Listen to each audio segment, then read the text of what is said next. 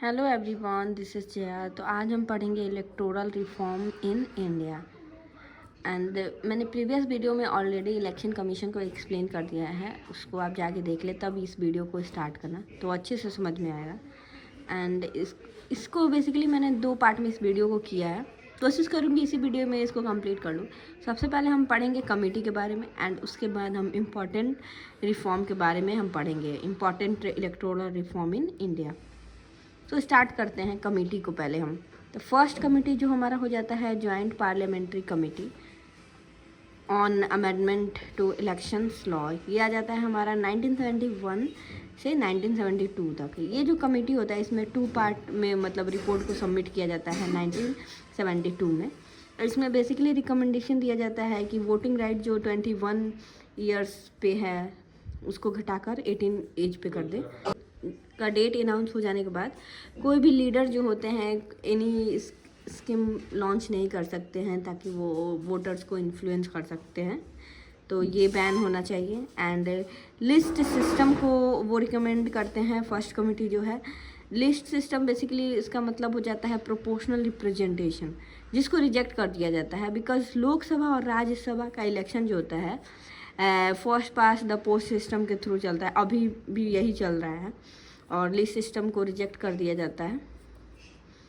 Next हम देखेंगे basically list system को मैं यहाँ पे एक्सप्लेन की हूँ। जैसे कि लिस्ट सिस्टम का मतलब ये उसमें बताया जाता है कि 100% अगर वोट आ रहे हैं और बीजेपी का अगर वोट है 40% तो उसको 40 सीट मिलेगा, और कांग्रेस का है 30% तो 30 सीट। ये जस्टिफेबल नहीं है, इसलिए इसको रिजेक्ट कर दिया जाता है लिस्ट सिस्टम को, and first pass the post system को ही कैरी किया जाता है। एंड अभी भी यही सिस्टम चलता है हमारे लोकसभा और राज्यसभा के इलेक्शन में। एंड सेकंड हम देखेंगे तारकुंडे कमेटी, जो कि 1974 से लेकर 1975 तक होता है।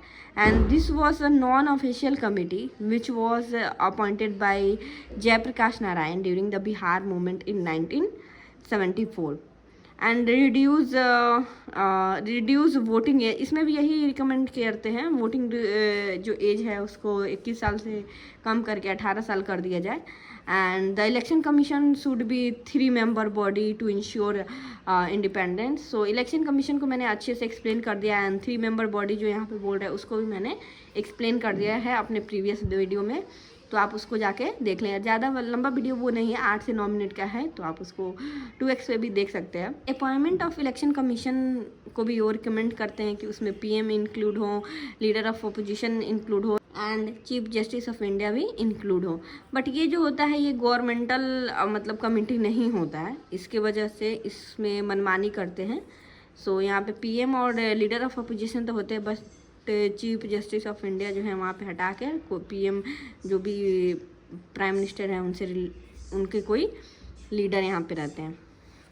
And voter council should be establish for free and fair election, इसका रिकमेंडेशन करते हैं। एंड टीवी और and radio should be placed under the autonomous body to provide equal access during election. Basically जो रूलिंग पार्टी होती है वो TV और radio पे जो भी न्यूज़ चलाया जाता है उसको वो कंट्रोल करती है। इसी को वो रिकमेंड करते हैं कि जब इलेक्शन आता है तो उसमें सबको इक्वल राइट्स मिलना चाहिए। एंड थर्ड जो हमारा आ जाता है Dinesh Goswami committee on electoral reforms 1990।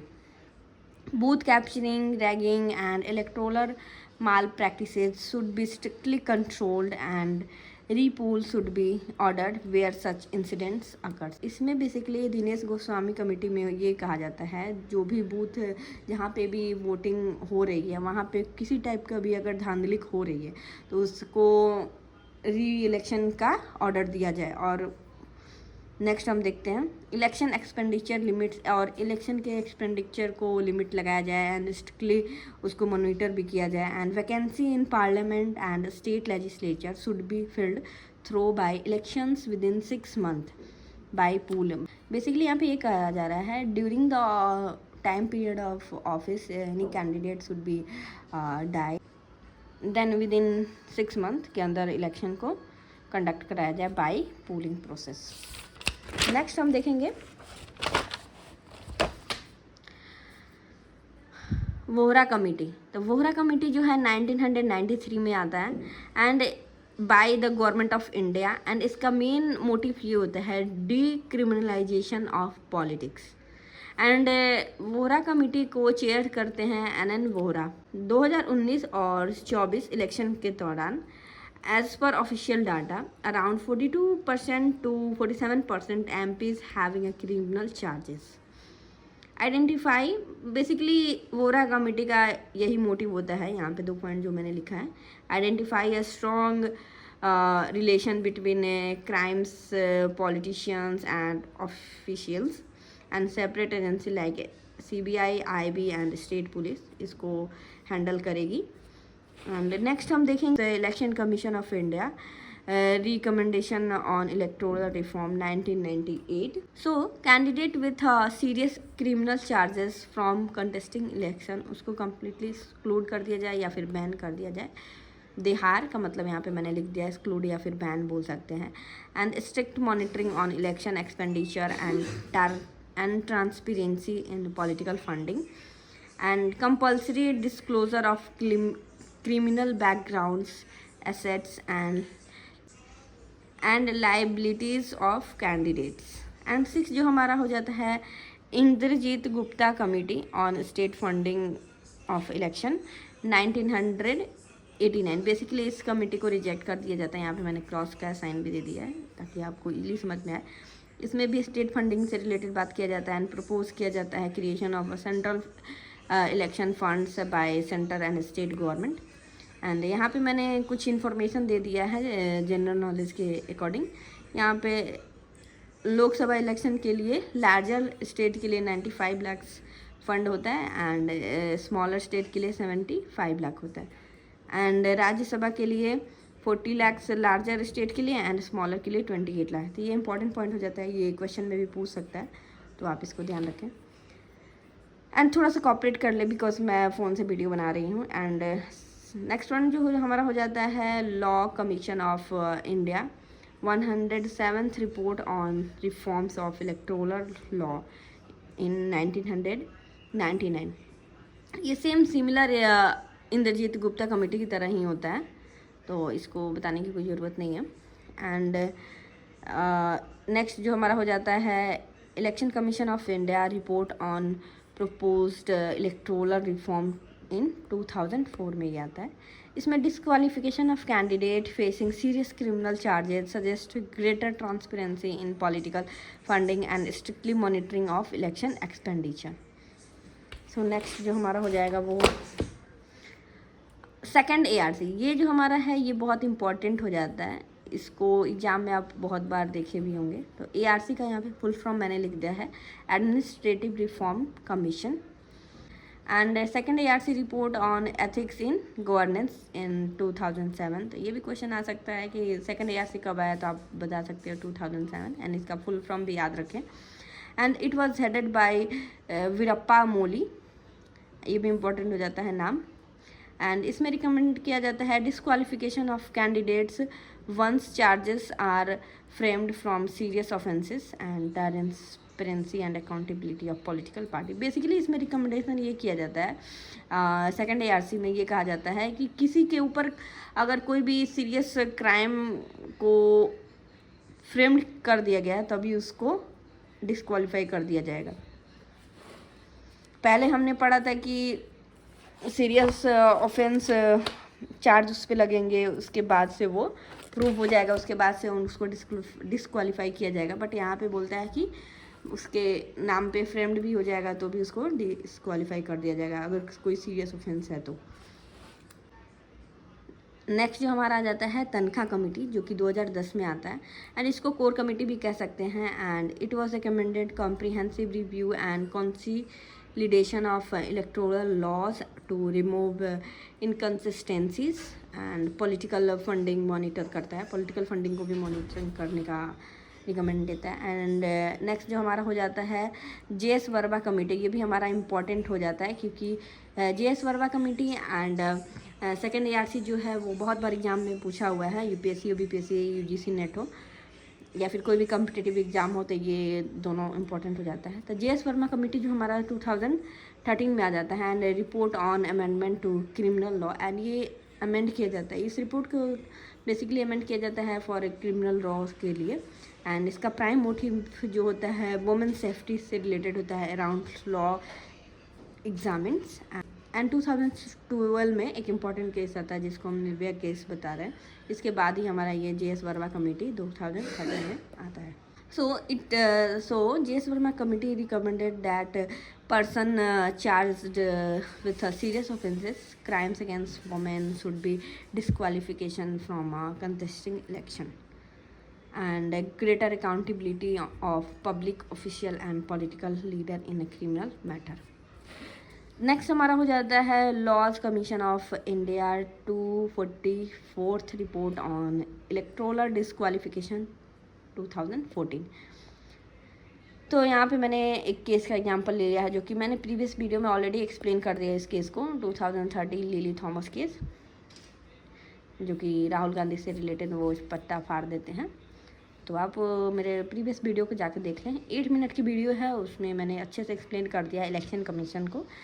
सो यहाँ पे ये देखते हैं हम, तो ये हमारा लॉज कमिटी ऑफ इंडिया जो इसका क्या रिकमेंडेशन होता है। The candidates funds charges are framed for serious offences punishable with a 5 year और more imprisonment and speedy trial of criminal cases involving a politician to prevent misuse of the legal process। and यहाँ भी ये recommend किया जाता है कि अब politician पे सीरियस ऑफेंस लगाया जा रहा है तो उसको जल्दी मतलब उस केस को सॉल्व किया जाए ताकि वो ज़्यादा देर तक लीगल जो उनका पावर है वो उसको मिसयूज़ ना करे। नेक्स्ट हमारा आ जाता है laws commission of India 255th report on the electoral reform in 2015। तो ये हमारा हो जाता है 244 रिपोर्ट एंड ये हो जाता है 255 रिपोर्ट। ये 2014 में, ये 2015 में आता है। तो ये दोनों सिमिलर टाइप के ही हैं, तो आप इसको याद रखना। इसमें रिकमेंड किया जाता है to curb criminalization of politics including disqualification of candidate with serious criminal charges and greater transparency in political funding and regulation of election expenditure। आप मेरे राइटिंग को थोड़ा इग्नोर करें, बट आपको क्लियर दिख रहा है ये कमेंट में बताना। एंड हमारा ये आ जाता है last committee, high level committee on one nation one election 2023। ये हमारा इम्पोर्टेंट हो जाता है। इसको चेयर करते हैं रामनाथ कोविंद एंड इसमें टोटल 8 मेंबर कमेटी इसको बोला जाता है। एंड ये कमेटी रिकमेंड करती है simultaneously elections for Lok Sabha and state legislative assembly followed by a local body elections within 100 days to reduce the election expenditure and governance disruptions। सो यहाँ पे जो हमारा है कमेटी जो होता है वो ख़त्म हो जाता है एंड आगे हम रिफॉर्म के बारे में हम पढ़ेंगे। तो यहाँ पे 1969 में मॉडल कोड ऑफ कंडक्ट, जो कि मैंने इसको प्रीवियस वीडियो में एक्सप्लेन कर दिया है, इसको हिंदी में हम बोलते हैं आचार संहिता। बेसिकली आचार संहिता लगने के बाद कोई भी पॉलिटिशियन कोई भी अपना कैंपेनिंग या फिर कोई भी स्कीम लॉन्च नहीं कर सकते हैं पब्लिक को इन्फ्लुएंस करने के लिए। एंड इन 1988 में lowering of voting age 21 year पहले था तो अब उसको 18 ईयर कर दिया गया। एंड इसको एंड ये जो है 1988 में आता है ना, इसको इम्प्लीमेंट जो किया जाता है 1989 में किया जाता है। एंड 1989 में deputation of election commission during the election government teachers doctors और any government staff control by election commission.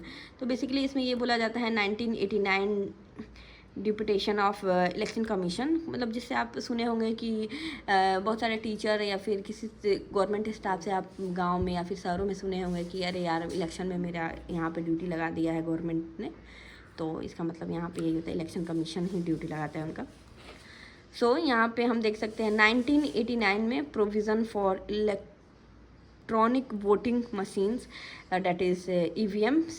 And EVM का फर्स्ट यूज़ एक्सपेरिमेंटली इन 1998 में हुआ था इन selected constituency of Rajasthan, MP and Delhi. Ignore the voice. And fully इसको मतलब fully तरीके से इसको यूज किया जाता है गोवा असेंबली इलेक्शन इन 1999 में। तो ईवीएम का ये क्वेश्चन पूछ सकता है कि एक्सपेरिमेंटल प्रोसेस पे कहाँ पे किस कॉन्स्टिट्यूंसीज में यूज़ किया जाता है, एंड फर्स्ट फुल्ली यूज किस इलेक्शन में, तो गोवा का हुआ था। तो इसको आप अच्छे से पढ़ लें। एंड उसके बाद हम देखेंगे 1993 में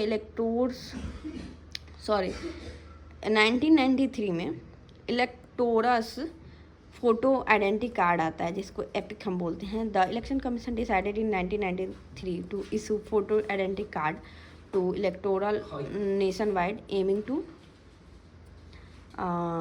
simplify the voting process and reduce bogus voting. Basically इसमें एक आइडेंटिटी कार्ड टाइप को आपको दिया जाता है, जिसमें आपको फ़ोटो लगा रहता है, ताकि कोई भी इंसान आपका वोट जाके ना दे दे केवल नाम बताकर। जैसे अभी आधार कार्ड हम लोग दिखाकर वोट देते हैं, या फिर वोटर आईडी कार्ड से रिलेटेड अभी सिस्टम चल रहा है। एंड 2010 में हम देखते हैं voting rights to citizen of India living abroad. तो ये इंपॉर्टेंट पॉइंट हो जाता है, मुझे नहीं लगता है बहुत लोग इसके बारे में जानते भी होंगे। तो इसमें बेसिकली ये बोला जाता है, जो भी स्टूडेंट, जो भी सिटीजन, जो भी इंडिया के सिटीजन है, वो अगर अब्रॉड पढ़ने जा रहे हैं या फिर कमाने के पर्पज़ से जा रहे हैं, बट वो सिटीजनशिप इंडिया का ही लिए हुए हैं, तो वो भी वोट दे सकते हैं। अब्रॉड में रह रहे हैं और इंडिया में अगर इलेक्शन चल रहा है, तो अब्रॉड में रहते हुए भी वो वोट कर सकते हैं थ्रू द कुछ सिस्टम है, लाइक जैसे वो लेटर के थ्रू अपना उसमें लिख सकते हैं कि मैं इस कैंडिडेट को वोट करना चाहता हूँ, और वो अपने रेसिडेंस के एरिया के ही नाम देंगे, जैसे कि नॉर्मल लोग देते हैं। तो अपने गांव में वो पर्चा भेजेंगे, उसके बाद से जिस दिन काउंटिंग होगी उस दिन उस पर्चा को खोला जाएगा, बीच में कहीं उसको नहीं खोला जाता है। तो उसी को मैंने यहाँ पे इंग्लिश में लिख दिया है, आप इसको पढ़ सकते हैं या स्क्रीनशॉट ले लो। एंड नेक्स्ट हो जाता है 2030, जिसमें नाटो आता है। नाटो का मतलब ये होता है नॉन ऑफ द एबव। मान लीजिए 5 कैंडिडेट है, उसमें से आपको कोई भी नहीं पसंद है, तो आप नॉन ऑफ द एबव भी कर सकते हैं। एंड 2013 में VVPAT मतलब voters verification paper audit trial. मान लीजिए ईवीएम में आप जाके वोट देते हो और आप कमल पे क्लिक करते हो, लेकिन आपको पर्चा जो आता है वो कांग्रेस का आ जाता है, तो आपको वेरिफिकेशन के लिए आपको दिया जाता है कि आप कमल का दबा रहे हो, तो आपको कमल का पर्चा है, तो आप वेरीफाई हो, संतुष्ट हो कि हाँ मैंने बीजेपी को वोट दिया है। एंड 2013 में immediate disqualification of convicted MPs and MLAs यहाँ पे आता है। एंड 2018 में इलेक्टोरल बॉन्ड आता है, जिसको बाद में मतलब इसको बैन कर दिया जाता है बाय सुप्रीम कोर्ट। सो यहाँ पे हमारा रिफॉर्म भी ख़त्म होता है। कोई भी आपको क्वेश्चन हो तो आप कमेंट में बताना। एंड मैं आपको एक क्वेश्चन देती हूँ, what is the difference between election and electoral. तो आप मुझे कमेंट में इसका आंसर बताओ। And thank you so much for watching. And कोई क्वेरी हो तो आप कमेंट में बताओ, और मेरे चैनल को सब्सक्राइब कर लो ताकि कोई भी अपडेट आपको मिस ना हो।